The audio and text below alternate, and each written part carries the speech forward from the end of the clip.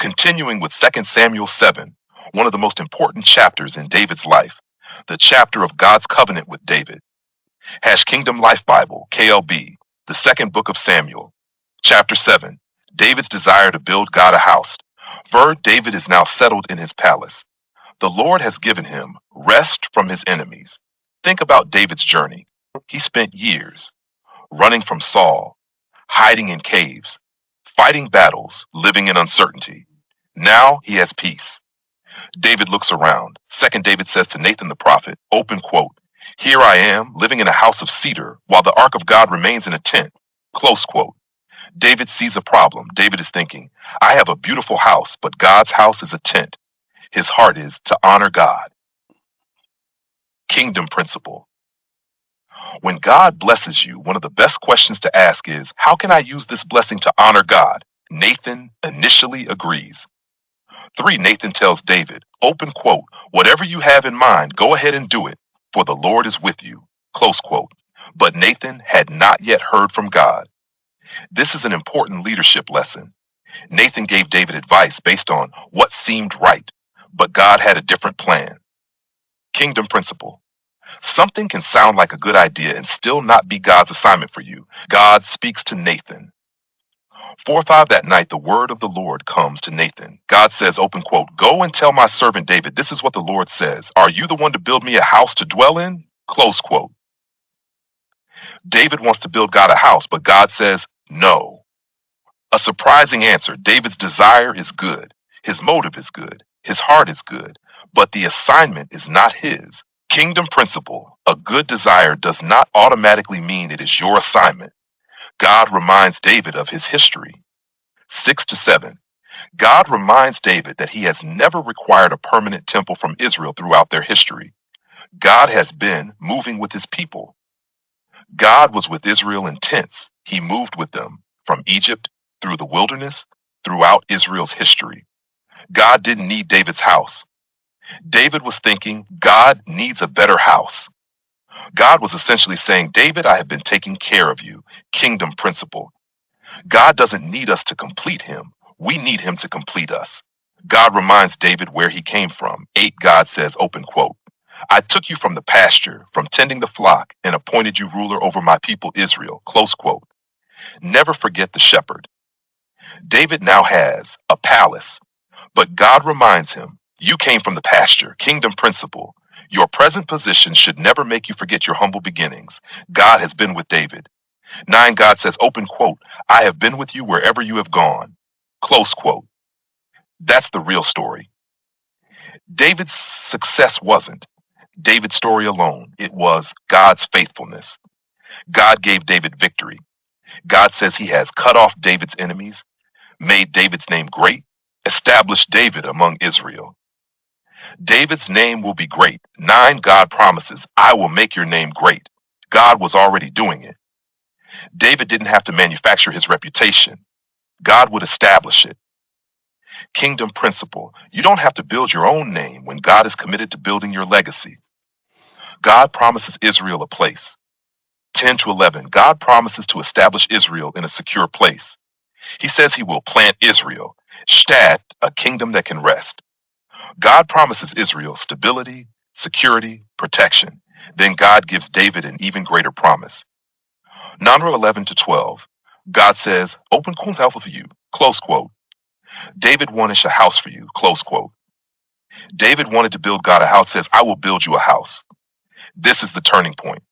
David says, "I want to build you a house." God says, "I will build you a house." Kingdom principle. Sometimes while you are thinking about what you can do for God, God is preparing to reveal what he wants to do through you. The Davidic covenant. God promises David, open quote, "Your house and your kingdom will endure forever before me. Your throne will be established forever." Close quote. This is one of the greatest promises in the Bible. God establishes a covenant with David. By David's dynasty, God promises a lasting royal line. David's descendants will continue. Solomon will build the temple. 13, God says, open quote, "He is the one who will build a house for my name." Close quote. David will not build the temple, but his son will. David's assignment was different. David was called to establish the kingdom. Solomon would later be called to build the temple. Kingdom principle. You may be called to prepare something that someone else will complete. David must learn to celebrate another generation. David could have said, but I wanted to build it. Instead, he receives God's plan. Kingdom leadership. Healthy leaders understand the mission is bigger than their name. God promises father-son relationship.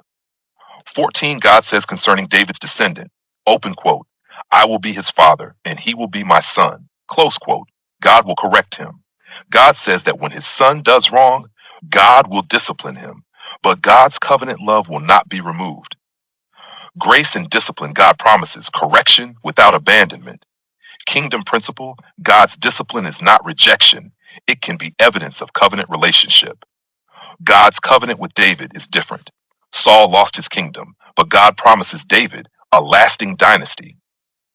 David's throne will continue. 16, God says, open quote, your house and your kingdom will endure forever before me. Your throne will be established forever. Close quote, forever. This word points beyond David. David's earthly kingdom eventually ends. His descendants eventually fail. Israel eventually goes into exile. So this promise must point toward a greater king. Jesus is the greater son of David. The New Testament identifies Jesus as the son of David. Jesus fulfills the ultimate promise of the Davidic covenant. David's throne points to Christ. David, temporary king. Jesus, eternal king. David, earthly throne. Jesus, eternal throne. David, king over Israel. King over every nation. Kingdom principle. God's promises can have an immediate fulfillment and a greater fulfillment yet to come. Nathan reports everything to David. 17, Nathan tells David everything God had revealed. David goes in and sits before the Lord. 18, this is beautiful. David doesn't immediately start making plans. He goes before God. David prays. David says, open quote, who am I, sovereign Lord, and what is my family that you have brought me this far? Close quote. David is amazed. David is overwhelmed by God's grace. David remembers his past. He thinks, who am I? A shepherd, a nobody, a man from an ordinary family. Yet God brought him this far. Kingdom principle. The farther God takes you, the more humble you should become. David recognizes grace. David says, open quote, you have also spoken about the future of the house of your servant, close quote. God has given David a future, not merely a present, but a future. David calls God's promise amazing, 21 to 22. David recognizes God's greatness. He says, open quote, how great you are, sovereign Lord. David understands something. God isn't like the gods of the nations. God rescues, God redeems, God establishes, God makes promises. David praises God's uniqueness. 22, David said, open quote, there is no one like you, and there is no God but you, close quote. Kingdom principle, the more you understand God's grace, the more your worship should increase. David prays for God's promise. 20, David asks God to keep his promise. David doesn't say, look what I've built. He says, do what you promised. This is faith.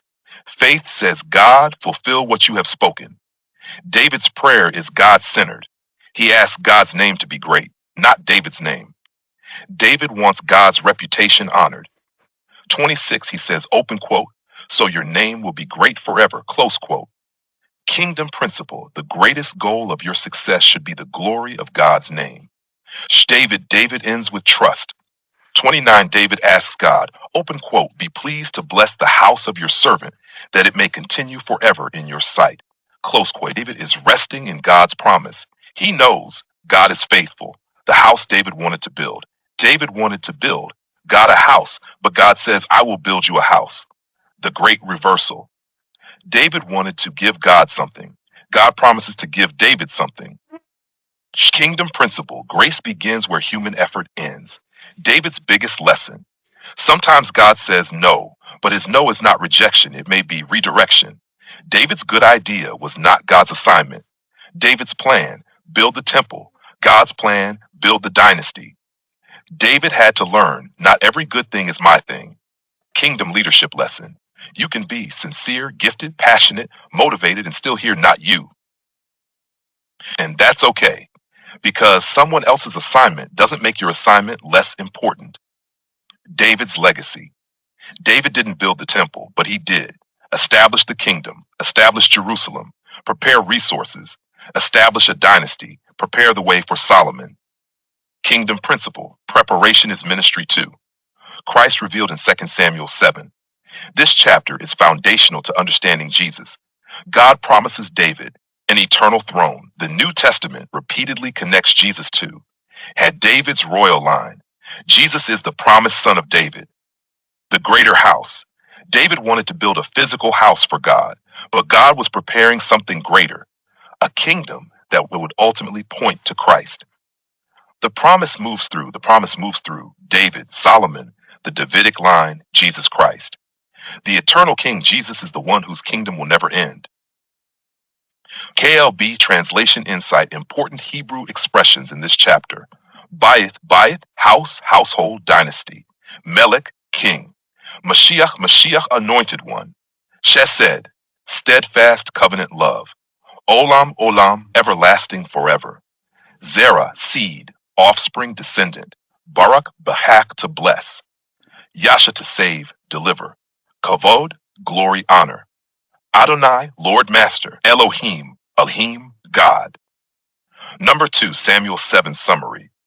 David is settled in his palace and wants to build a permanent house for God because the ark remains in a tent. Nathan initially encourages the idea, but God speaks to Nathan and explains that David is not the one who will build the temple. Instead, God promises to build David a house, a lasting dynasty. God promises that David's throne and kingdom will endure and that David's descendant will build the temple. David responds with humility and worship, recognizing that God has brought him from the pasture to the throne. He prays that God's name will be honored and that God's promises concerning his family will be fulfilled.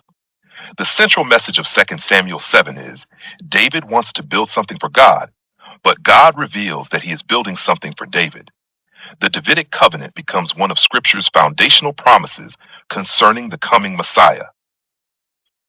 David's response demonstrates humility. Who am I? He recognizes that everything he has become is the result of God's grace. The chapter teaches that God's no can be redirection rather than rejection, that we must distinguish between good ideas and God's assignments, and that God's promises often extend far beyond one generation.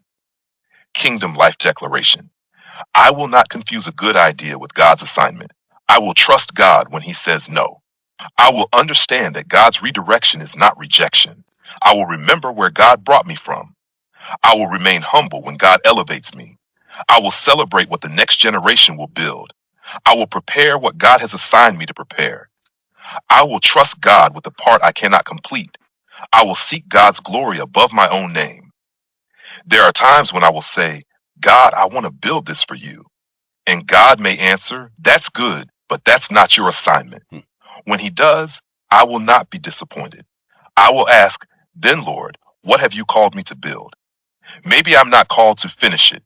Maybe I'm called to prepare it. Maybe I'm not called to plant the final tree. Maybe I'm called to prepare the soil. Maybe I'm not called to see the entire vision. Maybe I'm called to lay the foundation. And I will remember the mission is bigger than my name. David wanted to build God a house. God said, I will build you a house. That is grace. I work for God, but God is working for me. I prepare, but God establishes. I plant, but God gives the increase. I obey, but God fulfills the promise. And when I look back over my life, may I be able to say what David said. Who am I, sovereign Lord, and what is my family that you have brought me this far? Because the greatest testimony isn't, look what I built. It is, look what God has done. And the promise of David ultimately points beyond David to Jesus Christ, the eternal Son of David, the eternal King, and the one whose kingdom will never end. God is building something bigger than you can see. Trust the builder.